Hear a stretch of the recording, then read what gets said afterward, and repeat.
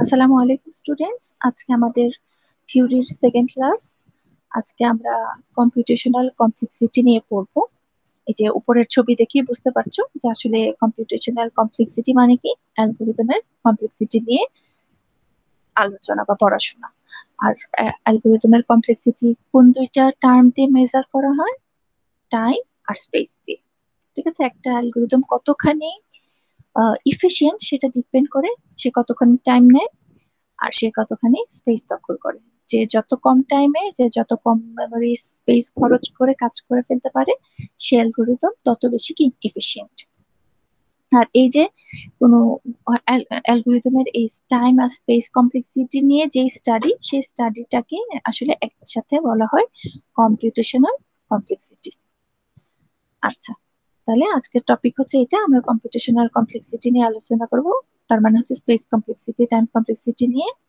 তারপরে একটা নোটেশন আছে, অ্যাসিম্পটোটিক নোটেশন, সেটা জানবো সেটা কি, আর কেন কমপ্লেক্সিটি অ্যানালাইসিস জরুরি সেটা সেটা আমরা অলরেডি গত ক্লাসের উপর কিছুটা আন্দাজ করতে পেরেছি যে কমপ্লেক্সিটি কেন দরকার। তো আজকে আর একটু আলোচনা করবো। তো চলো, প্রথমেই যাই কম্পিটিশনাল কমপ্লেক্সিটি কি। ব্রিফলি, যে কম্পিটিশনাল কমপ্লেক্সিটি হচ্ছে কোনো একটা অ্যালগোরিদমের কমপ্লেক্সিটি নিয়ে আলোচনা করা। কমপ্লেক্সিটি কিসের উপর ডিপেন্ড করে? কমপ্লেক্সিটি ডিপেন্ড করে ওই অ্যালগোরিদমটা কি পরিমাণ রিসোর্স ইউজ করে রান করতে। এখন রিসোর্স কি? রিসোর্স হচ্ছে মেইনলি, রিসোর্স বলতে কিসের উপর ফোকাস করা হয়? টাইম আর মেমোরির উপর। তার মানে কম্পিউটেশনাল কমপ্লেক্সিটি বা কমপ্লেক্সিটি বলতে আসলে বোঝায় একটা অ্যালগোরিদম কি পরিমাণ টাইম নেয় আর কি পরিমাণ মেমোরি খরচ করে, সেটা নিয়ে পড়াশোনা বা সেটা নিয়ে আলোচনাটাই হচ্ছে কম্পিউটেশনাল কমপ্লেক্সিটি। আচ্ছা, তাহলে ফোকাস করা হয় কিসের উপর? আর এই দুইটাকে আসলে রিসোর্স বলা হয়। তো ফোকাস করা হয় এই দুইটার উপর। এখন আরেকটা জিনিস কথা লেখা আছে, দেখো, অ্যামাউন্ট অফ রিসোর্স। রিসোর্স কি? টাইম আর মেমোরি। তার মানে কোনো একটা অ্যালগোরিদমের টাইম আর মেমোরি আলটিমেটলি কিসের উপর ডিপেন্ড করে, বা কিসের উপর ডিপেন্ড করে মানে কিসের ভিত্তিতে ভ্যারি করে? ইনপুটের সাইজের উপর। মানে সহজ কথায় বলি, একটা মানে কি পরিমাণ ডাটা নিয়ে সে কাজ করবে সেটাই তো, তাই না? তো ডাটা বেশি হলে কি হয়? অটোমেটিক্যালি ওইটাকে প্রসেস করতে টাইম বেশি লেগে যায়। আবার ওই ডাটা বেশি, তাই স্টোর করতেও কি হয়? মেমোরি বেশি খরচ হয়। আর ইনপুট সাইজ যদি ছোট হয় তাহলে কি হয়? টাইমও কম লাগবে, মেমোরিও কম লাগবে। তার মানে কোনো একটা অ্যালগোরিদমের কমপ্লেক্সিটি আলটিমেটলি ডিপেন্ড করে কিসের উপর? ওই অ্যালগোরিদমটা কতগুলো ইনপুট নিয়ে কাজ করছে সেটার উপর। তার মানে আমি চেষ্টা করব যে ইনপুটটাকে এমন ভাবে হ্যান্ডেল করতে যাতে করে ইনপুট বাড়ার সাথে সাথে টাইম আর মেমোরির ইউজেসটাও খুব বেশি বেড়ে না যায়। ঠিক আছে? তার মানে ইনপুটের সাথে টাইমটাকে আর মেমোরিটাকে এমন ভাবে বার করবো যাতে ইনপুট বাড়লে টাইম তো কিছু বাড়বে, কিন্তু মানে খুব বেশি যাতে বেড়ে না যায়। ওকে, যেহেতু ইনপুটের উপরে টাইম আর মেমোরি ডিপেন্ডেন্ট, আর টাইম আর মেমোরি বেড়ে গেলে আমার অ্যালগোরিদমটাও কি হয়ে যায়? লেস ইফিশিয়েন্ট হয়ে যায়। আচ্ছা, তাহলে এখানে আমরা পরে একটু দেখি যে কমপ্লেক্সিটি অ্যানালাইসিস হচ্ছে টাইম কমপ্লেক্সিটি নিয়ে আলোচনা করা আর স্পেস কমপ্লেক্সিটি নিয়ে আলোচনা করা। এখন ক্লিয়ারলি একটু বলি, সেটা হচ্ছে টাইম কমপ্লেক্সিটি বলতে কিন্তু আমরা একদম অ্যাকিউরেট সময়টাকে কখনো মেজার করি না, মেজার করব না। মানে এত সেকেন্ড লাগছে এটা আমরা বোঝানোর সময় বলেছিলাম কালকে, বা প্রথম ক্লাসে, যে সময় 1 সেকেন্ড 2 সেকেন্ড, কিন্তু আলটিমেটলি আমরা কিন্তু সময় কাউন্ট করব না। আমরা টাইম কমপ্লেক্সিটি বলতে আসলে অ্যালগোরিদমের ক্ষেত্রে বুঝবো একটা অ্যালগোরিদম কতগুলা স্টেপ, মানে কতগুলা ধাপে শেষ হয়েছে। এখন আর স্টেপ আর সময় আলটিমেটলি রিলেটেড। স্টেপ বেড়ে গেলে কি হয়? স্টেপ এক্সিকিউট করতে সময় বেশি লাগে, তো সময় বেড়ে যায়। কিন্তু আমি এক্সাক্ট টাইমটা মেজার করতে পারবো না তো, যে এত সেকেন্ড লাগবে। আমি বলতে পারি যে আমি কি হ্যান্ডেল করতে পারি, স্টেপ সংখ্যা বাড়ানো বা কমানো হ্যান্ডেল করতে পারি, কিন্তু সময় তো প্রসেসরের উপর ডিপেন্ড করে, তাই না? প্রসেসর ফাস্টার হলে সে ফাস্টার কাজ করবে, বা একটা ইনস্ট্রাকশন লিখলাম আমি 10টা লাইনের, ফাস্টার প্রসেসর তাড়াতাড়ি শেষ করবে, স্লো প্রসেসর অল্প ভাবে কাজ করবে। প্রসেসর তো আমি হ্যান্ডেল করছি না, আমি হ্যান্ডেল করছি কাকে, আমি কাজ করছি কাকে নিয়ে, অ্যালগোরিদম নিয়ে। তাহলে আমি কোনটাকে হ্যান্ডেল করব? আমি হ্যান্ডেল করব স্টেপ কমানোতে, কারণ স্টেপ কমে গেলে ফাস্টার প্রসেসরে যেমন আরো তাড়াতাড়ি শেষ হয়ে যাবে, সময় কম লাগবে আরেকটু, স্লোয়ার প্রসেসরে কি হয়ে যাবে, সময় আরেকটু কম লাগবে। ঠিক আছে, তো আমার টার্গেট হচ্ছে আমি টাইম কমপ্লেক্সিটি বলতে বুঝবো একটা কোড কতগুলা স্টেপে শেষ হলো। ঠিক আছে, স্টেপে বা কতগুলো আইটারেশনে শেষ হলো, স্টেপ সংখ্যাটা আমি আমার নিয়ন্ত্রণ করতে হবে। তাহলে অটোমেটিক্যালি কি হয়ে যাবে, সময়ও কমে যাবে। আর স্পেস তো সোজা, স্পেস যা শব্দ তাই, স্পেস হচ্ছে মেমোরি, মেমোরি যতখানি সে ইউজ করবে সেটা হচ্ছে তার মেমোরি রিকোয়ারমেন্ট। আমার টার্গেট হবে স্টেপ সংখ্যা কমানো, তাহলে টাইম কমপ্লেক্সিটি কমে যাবে। আমার টার্গেট হবে স্পেসের রিকোয়ারমেন্ট কমানো, তাহলে স্পেস কমপ্লেক্সিটিও কমে যাবে। আর একটা অ্যালগোরিদম যদি স্পেসও কম নেয়, টাইমও কম নেয়, অল্প সংখ্যক স্টেপের মাধ্যমে আমাকে আউটপুট দিয়ে দেয়, তার মানে কি ওই অ্যালগোরিদমটা মোর এফিশিয়েন্ট। আচ্ছা, তাহলে এখানে ওই যে কথাগুলো আমি একটু আগে বলেছি সেগুলাই লেখা আছে, একটু পড়ে নিই। ওকে, তাহলে আমরা চলো একটু জাস্ট বোঝার চেষ্টা করি যে একদম খুবই বেসিক ভাবে যে টাইম কমপ্লেক্সিটি আর স্পেস কমপ্লেক্সিটি বলতে কি বোঝায়। ঠিক আছে, আচ্ছা, আরেকটা জিনিস একটা গত ক্লাসে বলেছে, আবার একটু রিভিউ করি। টাইম কমপ্লেক্সিটি এবং স্পেস কমপ্লেক্সিটি দুইটাই কি খুব ইম্পর্টেন্ট, কিন্তু কোনটার উপর ফোকাস করব, আমি অবশ্যই চেষ্টা করবো এমন একটা অ্যালগোরিদম বানাতে যেটা টাইমও কম লাগবে আবার স্পেসও কম লাগবে, দুইটাই কমানোর চেষ্টা করবো। কিন্তু যদি দুইটা না পারি, তখন কোনটাকে কম গুরুত্ব দিব, কোনটাকে বেশি গুরুত্ব দিব, যেটা আমার অ্যাপ্লিকেশনের উপর ডিপেন্ড করবে, বা আমাকে যে অ্যাপ্লিকেশনটা বানাতে বলেছে তার রিকোয়ারমেন্টের উপর ডিপেন্ড করবে, যে সে আসলে কি ফাস্টার সার্ভিস চাচ্ছে নাকি লেস মেমোরিতে সার্ভিস চাচ্ছে। সে যদি টাইমের উপর জোর দেয় তাহলে আমি টাইম মিনিমাইজ করবো, সে যদি স্পেসের উপর জোর দেয় তাহলে আমি স্পেস মিনিমাইজ করবো। আর যদি আমার কাছে অপশন থাকে যে আমি দুইটাই করতে পারি তাহলে তো ভেরি গুড। আর যদি অপশন না থাকে যে কোন মানে দুইটার যে কোনো একটা করতে হবে, তখন রিকোয়ারমেন্টের উপর।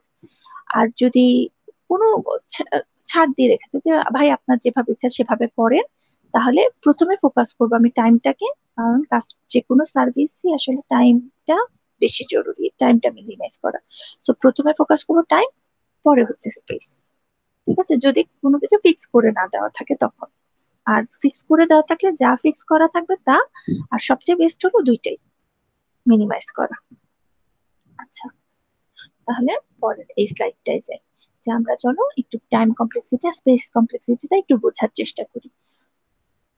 একটা অ্যালগোরিদম আমাকে দিয়েছে, অ্যালগোরিদমের কাজ কি, দুইটা নাম্বার আমার কাছ থেকে ইনপুট নিয়ে যোগ করবে, যোগ করে কি করবে, ডিসপ্লে করবে। কতদিন আমরা বেশ কয়েকটা ডিজাইন মানে সিস্টেম দেখেছি অ্যালগোরিদম লেখার, তোমরা জানো যে কোনো ফিক্সড রুলস নাই, শুধু এই টাস্কটা করার স্টেপ বাই স্টেপ প্রসেসটা লিখে দিতে হবে, সেটাকে বলবে অ্যালগোরিদম।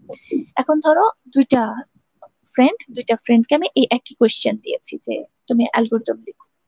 তো প্রথম ফ্রেন্ড অ্যালগোরিদম লিখলো এইভাবে, স্টার্ট ডিক্লেয়ার করছে, তিনটা ভ্যারিয়েবল নিল সে, ইনপুট নিল কার কার মধ্যে, এ বি এর মধ্যে, এ বি যোগ করে সি তে রাখলো, তারপরে সি প্রিন্ট করে দিল, ওর কাজ শেষ। ঠিক আছে, তার কয়টা স্টেপ লেগেছে, 6টা স্টেপ লেগেছে, কয়টা ভ্যারিয়েবল নিয়েছে, 3টা ভ্যারিয়েবল নিয়ে কাজ করেছে। আরেক ফ্রেন্ড এই কোশ্চেন এভাবে করেছে, সে কি করলো, দুইটা ভ্যারিয়েবল নিল, ও তিনটা নিয়েছিল ও দুইটা নিল, তবে দুইটার মধ্যে স্ক্যান করে ও বললো যে না আমার তিনটা লাগবে না, কারণ আমি অন্য কোনো ভ্যারিয়েবলে মানটা রাখবো না, আমি সরাসরি কি করে দেবো, আউটপুট নিয়ে আসবো। আউটপুট প্রিন্ট করে তার কাজ শেষ করে দিল। সে কয়টা স্টেপে করলো, সে 5টা স্টেপে করলো। কয়টা ভ্যারিয়েবল দিয়ে করে ফেললো, দুইটা ভ্যারিয়েবল দিয়ে করে ফেললো। দুইজনের কারেক্টনেসে কি কোনো ধরনের ঝামেলা আছে? কারেক্টনেস বলে একটা কথা ছিল না, দুজনের কারেক্টনেসে কোনো সমস্যা নাই, দুইজনের কোডই কি ঠিক ঠিক আউটপুট দিচ্ছে, যা আমার ডিজায়ার ছিল যেমন আউটপুট সেটাই দিবে। এখন যেহেতু কারেক্টনেস এর শর্ত ফুলফিল করেছে, এখন আমার মেজার করার বিষয় কোনটা? স্পেস আর টাইম, তাই না? এখন দেখি প্রথম জনের ক্ষেত্রে দেখি যে তার টাইম কতটুকু লেগেছে আর স্পেস কতটুকু লেগেছে। তাহলে আমি জাস্ট বোঝার জন্য যে স্টেপ, প্রত্যেকটা লাইন বা প্রত্যেকটা স্টেপ এক্সিকিউট হতে কিছু সময় লাগে, তাই না? আমি ধরে নিলাম প্রত্যেকটা স্টেপ এক্সিকিউট হতে 1 সেকেন্ড লাগে। তাহলে প্রথম যে স্টুডেন্টটা বা ফ্রেন্ডটা আছে তার এই কোডটা, এই অ্যালগোরিদমটা রান হতে তার কয়টা স্টেপের দরকার বা কত সময়ের দরকার, কয়টা স্টেপে সে কাজ করতে পেরেছে? 6টা স্টেপ, তাই না? তার মানে যদি সময় হিসেব করি তাহলে তার কয় সেকেন্ড লাগছে? 6 সেকেন্ড। আবার যদি ওর ক্ষেত্রে যদি ধরি, ও কয়টা স্টেপে কাজ করে ফেলেছে? 5টা স্টেপে। তাহলে তার 5 বারে কি কাজ শেষ। ঠিক আছে, 5টা স্টেপে কাজ শেষ। আর আমি একটা স্টেপ বলতে একটা সময় ধরে নিচ্ছি, এটা কখনোই 1 সেকেন্ড লাগে না, তাই না? একটা লাইন এক্সিকিউট হতে 1 সেকেন্ড, তাহলে মানে বিশাল লাইন, তাহলে তো কখনোই না, মিলি মিলি মিলি সেকেন্ড লাগে, তাই না? জাস্ট বোঝানোর জন্য।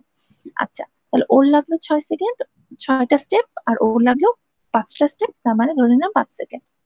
ওকে, সময়ের ক্ষেত্রে ও একটু পিছায় গেল। এখন দেখি মেমোরির ক্ষেত্রে, বলো তো দেখি ওর কতখানি মেমোরি নষ্ট হবে?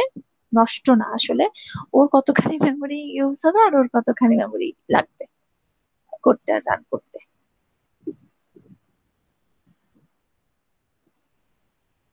মেমোরি, ও কখন মেমোরি খরচ হয়? নর্মাল কোনো ইনস্ট্রাকশন রান হতে গেলে কিন্তু মেমোরি খরচ হয় না, টাইম লাগে, তাই না? সময় খরচ হয় কিন্তু মেমোরি খরচ হয় না। মেমোরি কখন খরচ হয়? যখন আমি ডাটা স্টোর করছি, তাই না? ভ্যারিয়েবল নিয়ে কাজ করছি তখন। তাহলে এখানে ভ্যারিয়েবল আছে, তাই না? এটার জন্য কোনো মেমোরি খরচ হয় নাই। এই লাইনে কি মেমোরি খরচ হচ্ছে? কয়টা ভ্যারিয়েবল নিয়ে কাজ করছি? 3টা। তার মানে বলো তো আমার মেমোরিতে এটার জন্য কয়বার জায়গা দখল হয়েছে? 3টা ইন্টিজার টাইপ যেহেতু ভেরিয়েবল, একটা ইন্টিজার টাইপের জন্য কয় বাইট জায়গা লাগে? 4 বাইট। তাহলে ওর জন্য কয়টা ভ্যারিয়েবল লেগেছে? 3টা। তাহলে 4 বাইট করে যদি হয় তাহলে তার কয় বাইট লাগলো? 12 বাইট, তাই না? আর ওর ক্ষেত্রে ও কয়টা ইন্টিজার নিয়ে কাজ করে ফেলেছে? 2টা নিয়ে। তাহলে ওর কয় বাইট লাগলো? 8 বাইট। তাহলে দেখো, ওর সময় লেগেছিল 6, স্পেস লাগলো 12 বাইট, ওর সময় লেগেছে 5 সেকেন্ড, স্পেস লাগলো কত? 8 বাইট। তাহলে ইফিসিয়েন্সির উপর এখন যদি আমি কাউকে সিলেক্ট করতে চাই, কাকে সিলেক্ট করব? অবশ্যই সেকেন্ড জনকে, কারণ তার টাইমও কম লেগেছে, তার স্পেসও কম লেগেছে, তাই না? ওকে, তার মানে এটাই হচ্ছে আমার। এখন আমি যদি বলি যে তুমি সময় কমাও, সময় কিভাবে কমাবা? প্রসেসরের স্পিড বাড়াবা না, তুমি সময় কমাতে গেলে তোমাকে আসলে কোনটা কমাতে হবে? স্টেপ কমাতে হবে। তো বুঝতে পারছো নিশ্চয়ই যে টাইম কমপ্লেক্সিটি আলটিমেটলি ডিপেন্ড করে স্টেপের উপর। তো আমি হ্যান্ডেল করব কাকে প্রোগ্রামার হিসেবে? আমি যদি সময়টাকে কমাতে চাই, 6 সেকেন্ডের জায়গায় 5 সেকেন্ড করতে চাই, তাহলে আমাকে একটা স্টেপ কমাই দিতে হবে, তাই না? তো এই জিনিসটা জাস্ট আরেকটু খেয়াল রেখো, এটা কঠিন কিছু না কিন্তু, এবং রিলেটেডও। এমন না যে সময় বললে যে একদম ভুল হয়ে যাচ্ছে, তাও না, বাট এক্সাক্ট টাইম না। আমি হ্যান্ডেল করব টাইম না, আমি হ্যান্ডেল করব হচ্ছে স্টেপ। তাহলে অটোমেটিক্যালি কি, স্টেপ কম হলে টাইমও কমে যাবে। ওকে, তাহলে পরেরটাই যাই।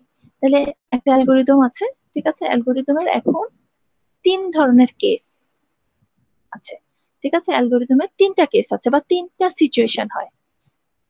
একটা কেসকে বলা হচ্ছে বেস্ট কেস, একটা হচ্ছে এভারেজ, আর একটা হচ্ছে ওর্স। বেস্ট মানে কি, একটা অ্যালগোরিদমকে বা একটা প্রবলেম সলভ করতে মিনিমাম কয়টা স্টেপ লাগবে? মিনিমাম এতগুলা লাগবেই, এর চেয়ে কমে আর পারবো না, কিন্তু এত, এই এই মানে মিনিমাম সংখ্যা আর কি। মিনিমাম সংখ্যাটাকে বলবো ওই অ্যালগোরিদম সলভ করার বেস্ট কেস। ওর্স কেস মানে কি, একটা অ্যালগোরিদমকে এত বাজে ভাবে লিখলাম আমি, লাইন শুধু বাড়াচ্ছি বাড়াচ্ছি, অযথা বাড়াচ্ছি, কিন্তু বাড়াতে বাড়াতে আর বাড়ানো যায় না কোনোভাবে, এর চেয়ে বাজে আর করা যায় না। সেই যে বাজে অ্যালগোরিদমটা, সেই বাজে অ্যালগোরিদমটা কে বলবো আমি কি, ওর্স কেস। মানে কি, ম্যাক্সিমাম নাম্বার অফ স্টেপস এর মাধ্যমে আমি কি করেছি, একটা প্রবলেম সলভ করেছি। আর এভারেজ মানে কি, এই দুইটার মাঝামাঝি। ঠিক আছে, জাস্ট একটা এক্সাম্পল দেই। আমি তিনজনকে একই কোড দিলাম করতে, একটা প্রবলেমে দিলাম করতে। আমি জানি ওই প্রবলেমকে কোনোভাবেই 10টা স্টেপের বেশি বা 10টা লাইনের কমে লিখতেই পারবে না কেউ। আবার আমি জানি ওই কোডকে একটা স্টুডেন্ট যত বাজে ভাবেই লিখুক বা যত লেংদি করেই লিখুক, কখনো কি করতে পারবে না, 100 লাইনের বেশি কোনোভাবেই যাবে না। ঠিক আছে, তাহলে এই 10 স্টেপওয়ালা অ্যালগোরিদম যে করবে, যে অ্যালগোরিদমটা 10 স্টেপের মধ্যে করা, সেটাকে বলবো ওই প্রবলেমের বেস্ট কেস। আর যে অ্যালগোরিদমটা 100টা স্টেপের মাধ্যমে সলিউশন বের করে, সেটাকে বলবো আমি কি, ওর্স্ট কেস। আর এভারেজ কেস কি, এই দুইটার মাঝামাঝি যেটা থাকবে সেটা। ঠিক আছে, তো আমি যদি জাস্ট এটাকে যদি বলি যে দেখো, একটাই তো প্রবলেম, তাই না? এখন আমি এই প্রবলেমের বেস্ট কেস আর ওর্স্ট কেসটা আমরা একটু খেয়াল করার চেষ্টা করি। কি দিলাম, দুইটা নাম্বার যোগ করে ডিসপ্লে করবে। তাহলে দেখো, একটা এই প্রোগ্রামকে আর কত বাড়ানো যায় দেখো। স্টার্ট, একটা লাইনের মধ্যে কি ইন্ট এবিসি লিখে দিয়েছে। আমি এভাবে না লিখে আমি কি করলাম, ইন্ট এ একটা লাইনে লিখলাম, ইন্ট বি আরেকটা লাইনে ডিক্লেয়ার করলাম, ইন্ট সি আরেকটা লাইনে ডিক্লেয়ার করলাম। দুইটা লাইন এক্সট্রা লিখে ফেলেছি। তাহলে আমার স্টেপ সংখ্যা কত হয়ে গেল, 1 2 3 4, চারটা। আচ্ছা, একই লাইনে স্ক্যান না করে কি করলাম, এখানে এ নিলাম আর বিটা কি করলাম, পরের লাইনে নিলাম। এরপরে কি করলাম, এরপরে এ প্লাস বি কে সি তে রাখলাম, সি প্রিন্ট করে দিলাম, স্টপ করে দিলাম। মানে এর চেয়ে লেংদি তো আর করা যায় না। কয়টা স্টেপ হয়ে গেল, 1 2 3 4 5 6 7 8 9 10। এই প্রবলেমের জন্য 9-এর বেশি স্টেপ আমার মাথায় আসছে না এখন। তাহলে এই অ্যালগোরিদমটাকে যদি আমি 9টার স্টেপে শেষ করি, তার মানে আমার আসলে কত সময় লাগবে তখন, 9 সেকেন্ড। তার মানে এই অ্যালগোরিদমটা 9 সেকেন্ডের বেশি আসলে কেউ লাগাতে পারবে না, বা 9টা স্টেপের বেশি আসলে কেউ নিতে পারবে না। তো এই অ্যালগোরিদমের জন্য ওর্স কেস ওয়ালা অ্যালগোরিদম কে দিল, প্রথম স্টুডেন্টটা দিল। আচ্ছা, তাহলে দেখি একটু মিনিমাইজ করা যায় কিনা। স্টার্ট, ডিক্লেয়ার করলাম এবিসি, ইনপুট নিয়ে নিলাম, নিয়ে প্রিন্ট এবি, স্টপ। একটা অ্যালগোরিদমকে, মানে এই অ্যালগোরিদমটাকে আসলে এর চেয়ে কম ভাবে কি করা যায়।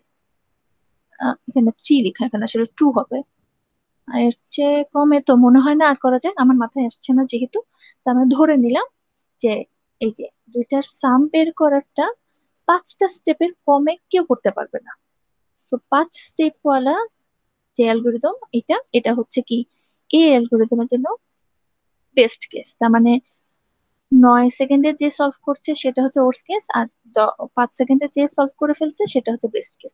আর এর মাঝখানে 5 থেকে 9-এর মধ্যে যে সলভ করছে, 5 থেকে 9-এর মধ্যে যার স্টেপ সংখ্যা, সেগুলো হচ্ছে কি, এভারেজ কেস। ঠিক আছে, তাহলে মানে 9-এর বেশি আর যাওয়াই যাচ্ছে না। তো এই অ্যালগোরিদমের জন্য ম্যাক্সিমাম নাম্বার কয়টা, 9। তাহলে এই যে ওর্স্ট কেস কি, ম্যাক্সিমাম নাম্বার অফ স্টেপস, এর চেয়ে বেশি আর কেউ, কারো মাথায় আসছে।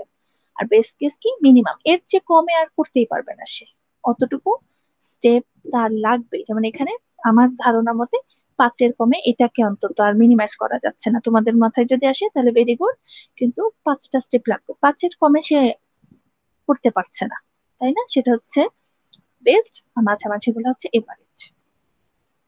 আচ্ছা, এখন চলো পরের স্লাইডে যাই। এই যে 3টা কেস আছে, তাই না? 3টা কেস হয় এক একটা একটা অ্যালগোরিদমে। বেস্ট কেস হয় অনেক সময়, এভারেজ কেস, ওর্স্ট কেস। ঠিক আছে, তাহলে আচ্ছা, এটার আরেকটা ইজি এক্সাম্পল তোমাদেরকে একটু দেই। যেমন ধরো, আমাকে আমি বাজারে যাচ্ছি, আমাকে আব্বা বাসা থেকে 1000 টাকা দিল, দিয়ে আমাকে বলল টাকা দিয়েছে আমাকে কত, 1,000। আমাকে বললো 5টা আইটেম কিনে নিয়ে আসো, লিস্ট ধরাই দিল কয়টা আইটেমের, 5টা আইটেমের। আমার টার্গেট 1,000 টাকার মধ্যে কি 5টা আইটেমে কিনা। এখন আমি এমন একটা মার্কেটে গেলাম বা এত সুন্দর করে দামাদামি করলাম যে 5টা আইটেমে কিনতে পেরেছি আমি 200 টাকা দিয়ে, ঠিক আছে। কিন্তু আর একটা মানুষ যত দামাদামি করুক না কেন কোনোভাবে 200 টাকার কমে এই 5টা আইটেম, টার্গেট কিন্তু ফিল আপ হতে হবে, 5টা কিনতেই হবে। তো 5টা কিনতে গেলে 200-র কমে কেউ কিনতেই পারবে না। আর হাইয়েস্ট কত, কতর বেশি যেতে পারবে না, 1,000, কারণ আমার পকেটে 1,000 টাকাই আছে। 1,000-এর বেশি আমি আর খরচই করতে পারবো না, চাইলেও পারবো না। তাহলে এটা হচ্ছে কি, এটা হচ্ছে 5টা আইটেম কেনার সবচেয়ে বেশি আমাকে প্রশংসা করবে কত দিয়ে কিনলে, 200 দিয়ে কিনলে। সবচেয়ে বেশি বকা দিবে কোনটা দিয়ে কিনলে, এটা দিয়ে কিনলে। তার মানে বেস্ট কেস এটা, মিনিমাম সংখ্যক টাকা খরচ করে আমি আমার উদ্দেশ্য সফল করে ফেলেছি। আর ওর্স কেস এটা, যতগুলা টাকা দিয়েছে সব শেষ করে আমি আমার কাজ সফল করেছি। আর এভারেজ কি, 200 থেকে 1,000-এর মধ্যে যদি আমি করি, ধরো 300 দিয়ে, 400 দিয়ে, 500 দিয়ে করে ফেললাম, সেটা হচ্ছে এভারেজ কেস। ঠিক আছে,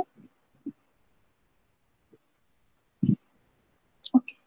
তাহলে এই যে 3টা কেসকে অ্যালগরিদমে রিপ্রেজেন্ট করার জন্য এক ধরনের নোটেশন ইউজ করা হয়। নোটেশন, ঠিক আছে, সাইন। ওই নোটেশনটাকে আসলে বলে হয় অ্যাসিম্পটোটিক নোটেশন।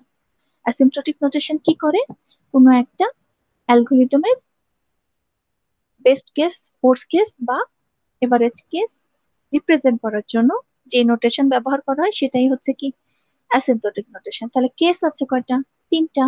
তাহলে নোটেশন কয়টা থাকবে, 3টা।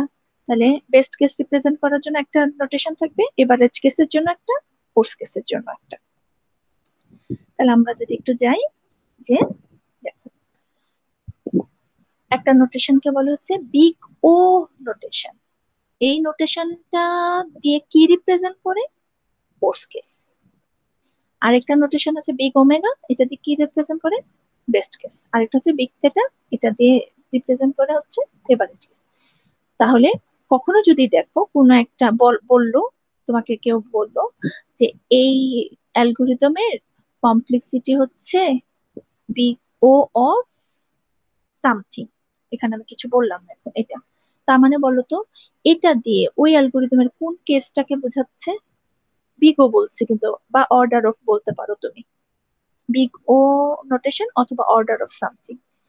তাহলে এটা বললে কোন কেসটাকে বোঝাবে, কোর্স কেসটাকে। আবার বললো যে একটা অ্যালগরিদম দিয়ে বললো এই অ্যালগরিদমের কমপ্লেক্সিটি হচ্ছে ওমেগা অফ সামথিং।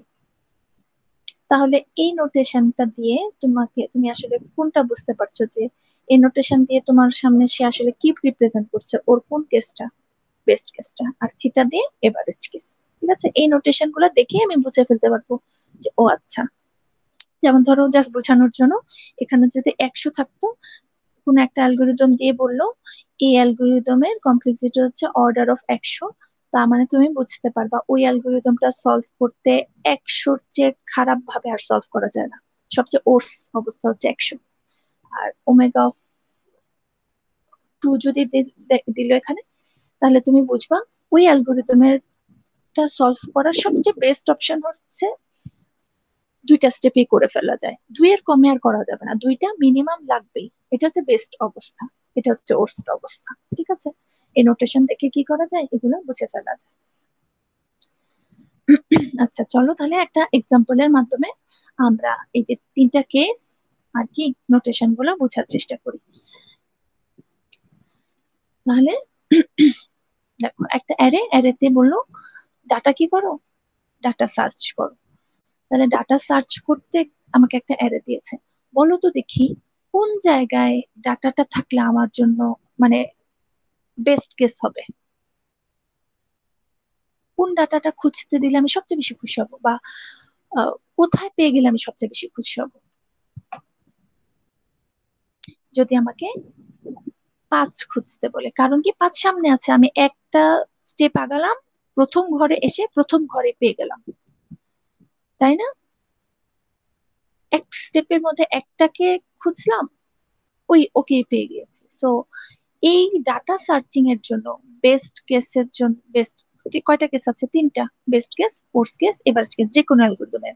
তাহলে কোনো একটা ডাটা সেট থেকে, অ্যারে হচ্ছে একটা ডাটা সেট, তাই না? ডাটা সেট থেকে কোন একটা এলিমেন্ট সার্চ করে আনার সবচেয়ে বেস্ট স্টেপ বা বেস্ট কেস হচ্ছে এক স্টেপের এক স্টেপের মাধ্যমে যদি আমি কি করে ফেলতে পারি, একটা স্টেপের মাধ্যমে যদি আমি বের করে ফেলতে পারি, সেটা হচ্ছে বেস্ট স্টেপ, তাই না? একের কমে কি পারবো? খোঁজা শুরুই করলাম না, তাহলে তো আমি সলিউশন পাবো না। একটা অন্তত কি স্টেপ আমাকে চালাতেই হবে। একটা স্টেপের মাধ্যমে যদি পেয়ে যাই, সেটা হচ্ছে বেস্ট কেস। আচ্ছা, কখন কোন কেসটা আমার জন্য সবচেয়ে বাজে হবে, ওর্স্ট হবে? কোন ডাটাটা খুঁজতে দিলে? হয় 31, অথবা এমন কিছু যেটা লিস্টের মধ্যে নাই। যেমন ধর আমাকে 100 খুঁজতে বললো, দুইটা কিন্তু সেম, 31 খুঁজা যা, 100 বা বাউন্ডারির বাইরে, লিস্টের বাইরে অন্য কিছু খুঁজতে বলাও তা। কেন আমি সেটা বলছি। কেন বলো? 31 যদি খুঁজতে বলে, শুরু থেকে, স্যার তো শুরু থেকে 0 নম্বর ইন্ডেক্স থেকে শুরু হয়, 0 থেকে শুরু করলাম, এখানে আসলাম, এখানে আসলাম, এখানে আসলাম, এখানে আসলাম, এখানে আসলাম, একদম শেষ মাথায় গিয়ে, ভাগ্য এরকম, শেষ মাথায় গিয়ে পাচ্ছি। আবার 100 যদি খুঁজতে বলো, 31 পর্যন্ত খুঁজে দেখছি পাই নাই, লিস্টও শেষ। তার মানে আমাকে আলটিমেটলি কয়জনকে খুঁজতেই হলো? একটা, দুইটা, তিনটা, চারটা, পাঁচটা, ছয়টা। এন এন যতগুলা ডাটা যতগুলা আছে, ততজনকে কি করতে হলো? আমাকে চেক করতে হলো বা খুঁজতে হলো। তাহলে আমার ওর্স কেস কতজনকে খোঁজা হচ্ছে? আমার ওর্স কেস এন জনকেই খোঁজা হচ্ছে ওর্স কেস। খুঁজতে খুঁজতে খুঁজতে খুঁজতে হয় একদম শেষ জনের এন নাম্বার ঘরে গিয়ে পাবো, অথবা পাবোই না, তাই না? না পেলেও আমার এন পর্যন্ত তো খুঁজতেই হবে, তাই না? সো বেস্ট কেস হচ্ছে এটা, ওর্স কেস হচ্ছে এটা।